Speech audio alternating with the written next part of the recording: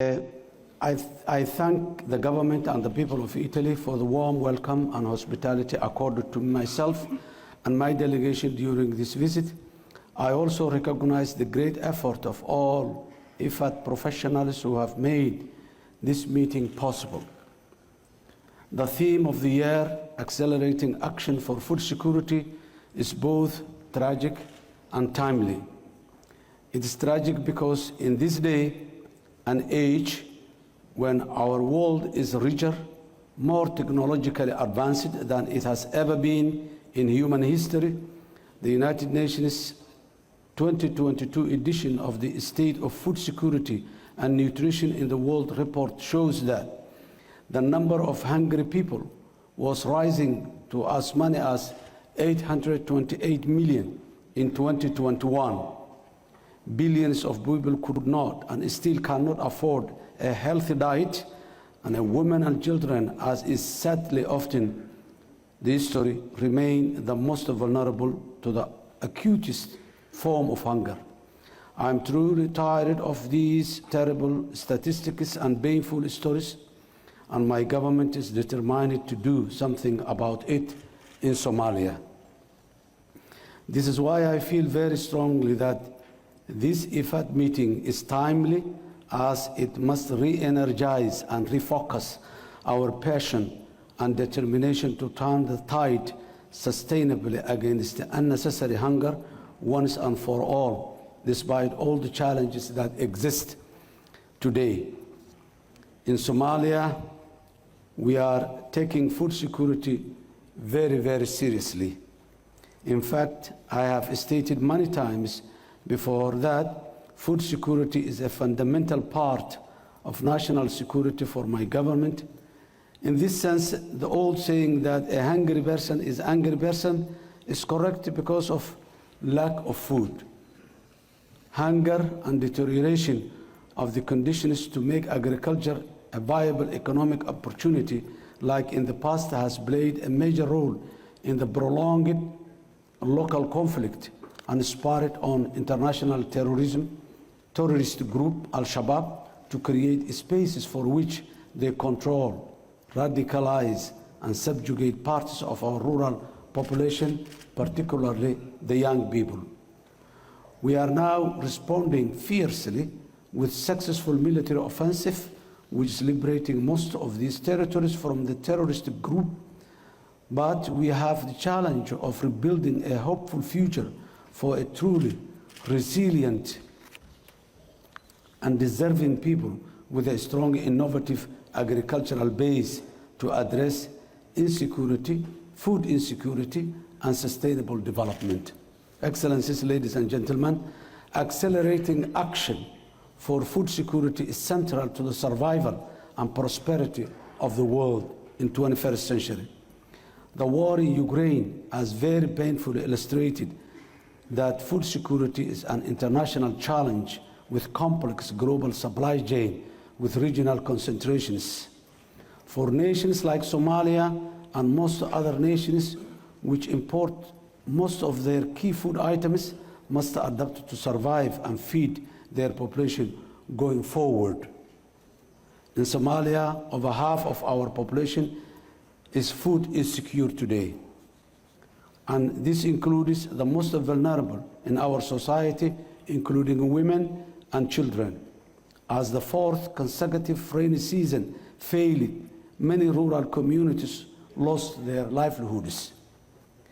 Food prices increased, and the drought-induced humanitarian crisis worsened.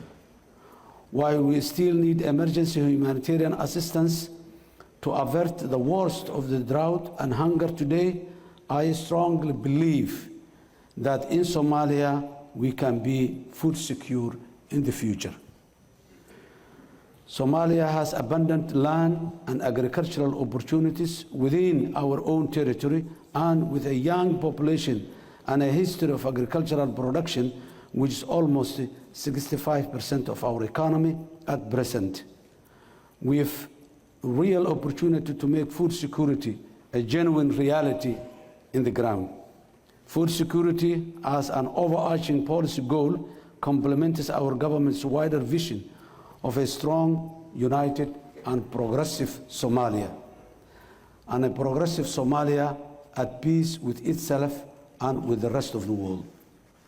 All our major policy priorities today, whether it is security, economic reform and recovery, basic public service delivery, and job creation, can all be achieved through and with the agricultural reforms and investment that we are pursuing.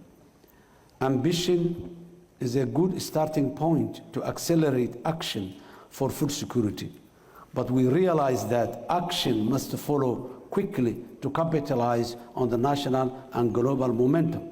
In Somalia, we have clear direction through our Food and Agricultural Delivery Compact, and we have started to take action by committing strengthening our agricultural policies and processes, accelerating human capital investments, and refocusing our collective effort on achieving sustainable socio-economic development with real impact on our people's lives.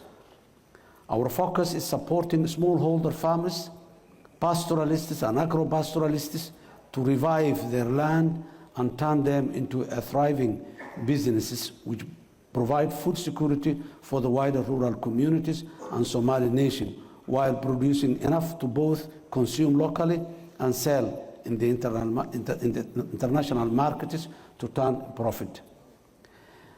In this regard, Somalia's vibrant private sector and growing financing institutions are all supportive of agricultural investments to modernize the sector, and many have started working directly with farmers, especially women and young men, to re-inject hope and opportunity into agriculture. We are also actively encouraging all our bilateral and multilateral partners, including IFAD, to support us in reviving agriculture for food security, peace, jobs, and prosperity. This is very important at a critical time of our country and will most certainly contribute to accelerating food security in Somalia. Excellencies, ladies and gentlemen, Somalia is a rich country in terms of land and marine resources, which should make our country a food basket and not food insecure. However, our major obstacles to achieve food security have been three major things: conflict, climate, and sustainable national debt and arrears. On the matter of conflict, we are now, as I informed you earlier, focused on defeating the international terror group at home, together as one people, alongside our international partners. The Somali people have answered our government's call to stand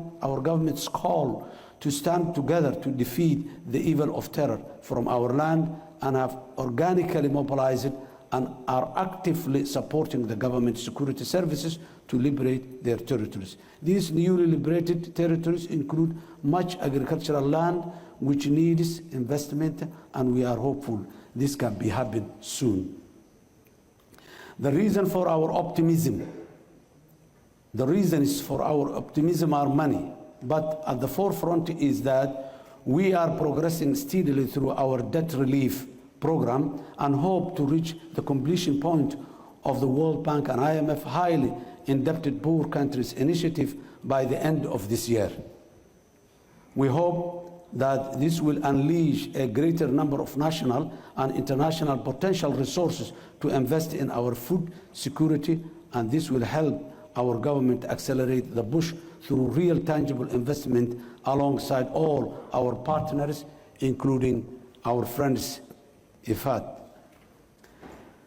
Climate change is a real challenge in Somalia, and we need to put in place mitigation and adaptation measures that help us all to overcome the recurrent climate-induced crisis and shocks, including better water resources management, floods management systems, and soil erosion.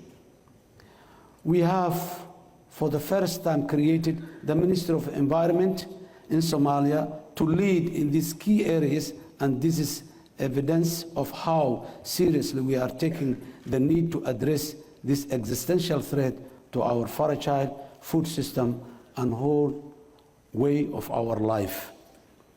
Excellencies, ladies and gentlemen, I'm glad to say that Somalia's arrears with IFAD are now cleared. Thanks to the generous and timely support of the governments of Germany, Belgium, Netherlands, and Italy, I say thank you very much. Now, with this new start, IFAD can deepen its engagement with Somalia as we are able to access all the available services from this great institution. I again appreciate and welcome the new re-engaging of IFAD to Somalia. I thank you. ودونا سومالي سودانيس هوسبيتال داريال دوين إيا دقاتيرتي خبرة لهايد إيه دبدا لو آدي جري برتلمامات كسومالي سودانيس وابدقب كبولشادين.